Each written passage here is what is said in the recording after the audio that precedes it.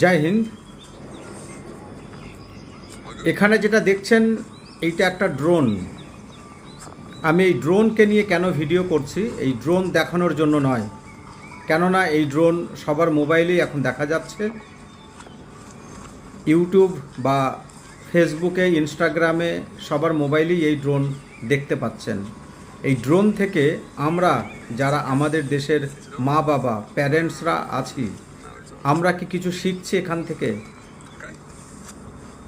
এই ড্রোন যে দেশটি এখন বানাচ্ছে বা তৈরি করছে, ওই দেশের কাছে কিন্তু এটা একটা খেলনার মতো। মানে ওদের কাছে এই টেকনোলজিটা এতটাই সহজ, এতটাই ইজি টেকনোলজি যে যদি কেউ চীন গিয়ে থাকেন, চীনের গঞ্জ থেকে পাশেই একটা শহর আছে যেটার নাম শেনজেন। ওই শেনজেনের যে ইলেকট্রনিক্স মার্কেট আছে, ওখানে ডিজিআই থেকে শুরু করে বড় বড় কোম্পানির এই ড্রোন রাখা আছে ডিসপ্লে করে। এবং যেসব ছোট ছোট ড্রোন দিয়ে আমরা বিয়ে বাড়িতে শুটিং করি, বা আমাদের দেশের পুলিশ প্রশাসন যে ড্রোন ইউজ করে, ওই ড্রোন ওখানে না ফুটপাতে বিক্রি হচ্ছে। এবং হাজার হাজার দোকান আছে, শোরুম আছে, যেগুলোতে ড্রোনের পার্টস বিক্রি হয়। মানে ড্রোনের মোটর, পাখা, ওর যে আপনার সার্কিট যেটা পিসিবি, রিমোট, ডিসপ্লে সব আলাদা আলাদাভাবে কিনতে পাওয়া যায়। ওখানকার কিছু ছেলে মেয়ে আছে যারা ওইগুলোকে কিনে নিয়ে গিয়ে বাড়িতে অ্যাসেম্বল করে। ক্যাবিনেট থেকে শুরু করে সব জিনিস ওখানে কিনতে পাওয়া যায়। এবং দেখবেন অনেক সস্তা ড্রোন অ্যামাজনে আপনারা দেখতে পাবেন 2000, 3000, 4000, 5000, ইভেন আমাদের দেশে 10,000 টাকার যে ড্রোন, সেটাও কিন্তু বাড়িতে কোনো ছেলে মেয়ে যারা পড়াশোনার ফাঁকে এই ড্রোন ওরা অ্যাসেম্বল করে। মানে নন ব্র্যান্ডেড যেসব ড্রোন আমরা পাই।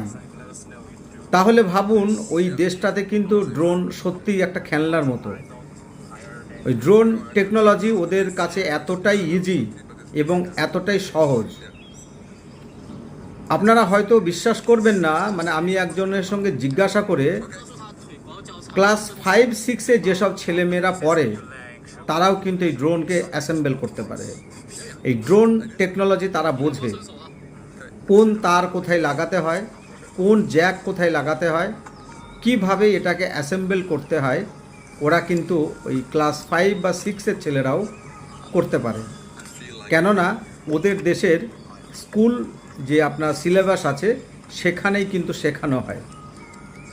প্রাথমিক স্তর থেকেই ওদের ছেলে মেয়েদের এই ইলেকট্রনিক্স এবং ইলেকট্রিক এই দুটো সাবজেক্ট কিন্তু ওদের থাকে।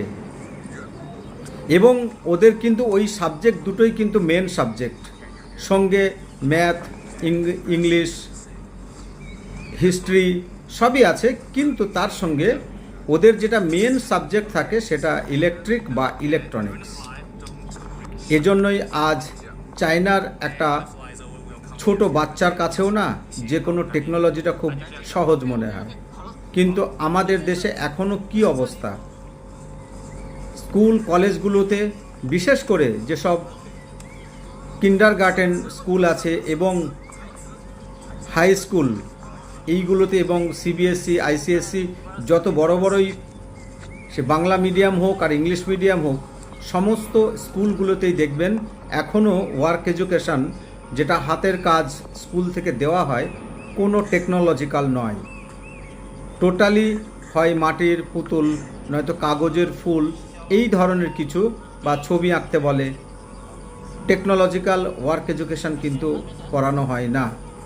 এজন্যই আজ আমাদের দেশের ছেলে মেয়েদের কাছে সত্যি এই ভিডিওটি হয়তো এআই ভিডিও মনে হবে। বাস্তবিক একটা মানুষকে রিমোটের সাহায্যে, দেখুন এখানে ট্রায়াল হচ্ছে, মানে এই ড্রোনটি যে একটা মানুষকে বহন করতে পারবে, এটাই এখানে দেখানো হচ্ছে, যে একটা মানুষকে বসিয়ে কত সুন্দরভাবে কনফিডেন্সের সাথে দেখুন ওরা ওই মানুষটিকে আকাশে ওড়াচ্ছে, আবার নিচে নামিয়ে নিচ্ছে, ভাবতে পারছেন? অথচ আমাদের দেশে এখনো পর্যন্ত এই টেকনোলজি অনেক দূর। হয়তো আমরা তো ভিডিওতে বা মোবাইলে দেখেই দুনিয়া থেকে চলে যাব, হয়তো আমার যারা পুনর্জন্ম, আমার যারা ছেলে মেয়ে যারা এখন ছোট, তারাও হয়তো এই মোবাইলেই দেখবে, ছবিতেই দেখতে হবে। হ্যাঁ, যাদের পয়সা আছে তারা হয়তো মার্কেটে যখন লঞ্চ হবে হয়তো তারা পারচেজ করবে। খুব যারা উচ্চবিত্ত, যাদের কাছে প্রচুর পয়সা, যারা 1 কোটি টাকার একটা কার কেনে, তাদের কাছে কিন্তু খুবই সহজ এই জিনিসটি কেনা। একটা জিনিসকে যখন আপনি পারচেজ করছেন, আমরা কিন্তু আমাদের বাচ্চাদের হাতে সবসময় মোবাইল দিই, কিন্তু সেই বাচ্চাদেরকে আমরা কখনো বলি যে একবার থিঙ্ক করো, একবার ভাবো যে এই মোবাইলটা কি করে চলছে। সারা পৃথিবীর আজকে সমস্ত জিনিস এই মোবাইলে দেখা যাচ্ছে। কিসের ওপর ভিত্তি করে? ডেটা কানেকশান কোথা থেকে পাচ্ছে?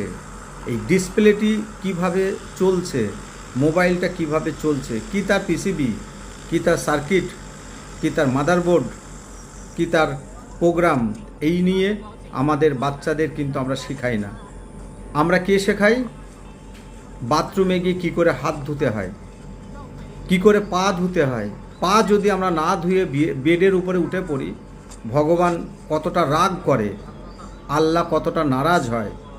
আমরা কিন্তু বাচ্চাদের ঠিক এইগুলোতেই বেশি ব্যস্ত রাখি।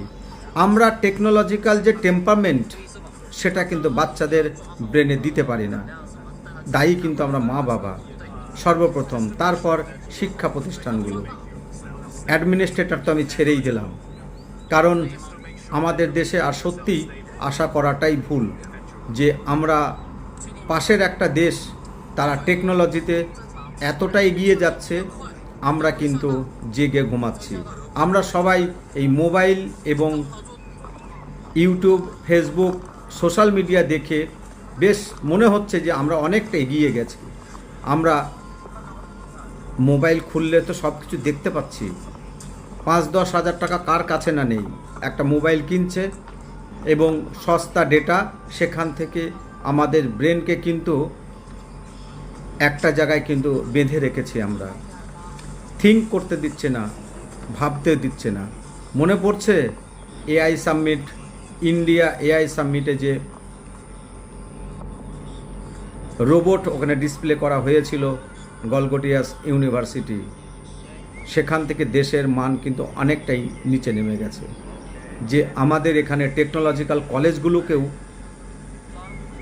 মিথ্যার বা অন্য দেশ থেকে ইম্পোর্ট করে সেটাকে ডিসপ্লে করতে হচ্ছে। আমরা আজও পর্যন্ত বানাতে পারছি না। ওয়াই? শুনেছিলাম রকেট সায়েন্স, কিন্তু এই ড্রোন কিন্তু রকেট সায়েন্স নয়। এতটাই সহজ এবং ইজি টেকনোলজি যদি আজ থেকেই আমাদের দেশের শিক্ষা প্রতিষ্ঠানগুলো, প্রতিটা মা বাবা যদি তার বাচ্চাকে যদি এই টেম্পারমেন্ট, টেকনোলজিক্যাল টেম্পারমেন্ট যদি তাদের আমরা দিতে পারি, তাদের যদি একটু সময় ব্যয় করি, যখন বাচ্চাটার হাতে মোবাইল দেব তখন বাচ্চাটাকে বলুন যে দেখার থেকে ভাবুন, এখানে দেখে চিন্তা করুন যে কিভাবে এটা তৈরি হয়েছে। এটা কোনো মায়ের পেট থেকে জন্ম নেয়নি, কোনো গাছে হয়নি। এটা কিন্তু মানুষের চিন্তা ভাবনা, মানুষের আইকিউ থেকে কিন্তু এই জিনিস তৈরি হচ্ছে। তাই এখন থেকে যদি দুনিয়াতে আমাদের টিকে থাকতে হয়, আমাদের যদি ভালো জায়গায় রান করতে হয়, অবশ্যই অবশ্যই বাচ্চাদের এই টেকনোলজিক্যাল টেম্পারমেন্ট প্রতিটা বাচ্চাকে এইভাবে তৈরি করা উচিত। প্রতিটা শিক্ষা প্রতিষ্ঠানগুলোকে এই টেকনোলজিক্যাল টেম্পারমেন্ট কিন্তু শেখানো উচিত। কেননা দুনিয়া এগিয়ে যাচ্ছে, আমাদেরও এগোতে হবে। যদি না পারি, একটা সময় দেখবেন অন্ধকার নেমে আসবে। সত্যিই আজ দুনিয়া এগোচ্ছে এবং আমরা এগোতে পারছি না। না, ধর্ম করতে আমি বারণ করছি না, কিন্তু ধর্ম থেকে আপনি টেকনোলজি পাবেন না, ধর্ম থেকে আপনি ইকোনমি পাবেন না। ধর্ম থেকে আপনি প্রযুক্তি পাবেন না। ধর্ম একটা আস্থা, ঈশ্বরের প্রতি একটা বিশ্বাস। এখান থেকে টেকনোলজি সম্ভব নয়। যে বলছে সে ভুল বলছে, এটা ভাবতে শিখুন। ছেলে মেয়েকে লেখাপড়া শেখান, লেখাপড়ার সঙ্গে সঙ্গে টেকনোলজিক্যাল চিন্তা ভাবনা করতে বলুন। প্রতিটা বাচ্চাকে শেখান। প্রতিটা স্কুলের শিক্ষক এবং শিক্ষিকা, আপনাদের বলছি, সমস্ত সাবজেক্টে ক্লাসে গিয়ে বাচ্চাদের সঙ্গে টেকনোলজিক্যাল কথা বলুন। প্রতিটা মুহূর্তে বাচ্চাদের কানে টেকনোলজি, প্রযুক্তি, এগুলো ভাবতে শেখান, এগুলো দেখতে শেখান, এগুলো করতে শেখান। ওই কাগজের ফুল আর মাটির হাঁড়ি কলসি ছেড়ে একটু প্রযুক্তি নিয়ে ভাবান। ছেলেদের আশেপাশের কারখানাগুলোতে ভিজিট করান। কিভাবে কোন জিনিস, কোন মেশিনের দ্বারা, কোন ইকুইপমেন্ট দিয়ে, কোন কেমিক্যালস দিয়ে কী জিনিস তৈরি হয়, প্রাথমিক স্তর থেকেই শেখান। তবেই সম্ভব।